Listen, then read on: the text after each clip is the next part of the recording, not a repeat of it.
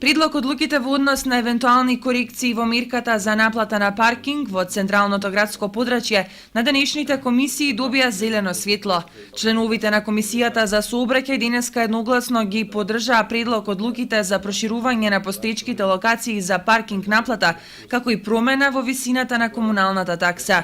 Но последниот одговор е во рацете на советниците, кои веќе в петок ќе пресечат дали станарите од улиците каде во моментот се врши наплата ќе плаќаат поевтина месечна карта, тоест дали таа од сегашните 500 ќе се намали за 200 денари помалку.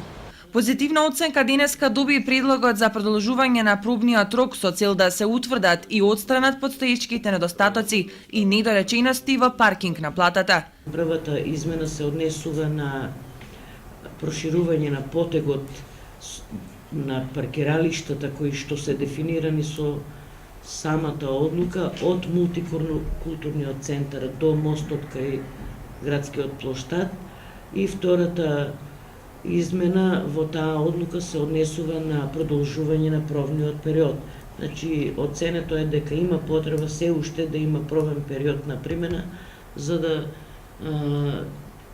во тој период квалитетно се отстранат и сите недостатоци или па да се извршат одредени работи кои што ќе се наметнат со самата примена на одлуката, а втората по предлог на председателот на Советот и на представникот на КП Водовод беше сугерирано да се изврши корекција затоа што имаше и барање од станарите таму каде што има организирани паркинг простори.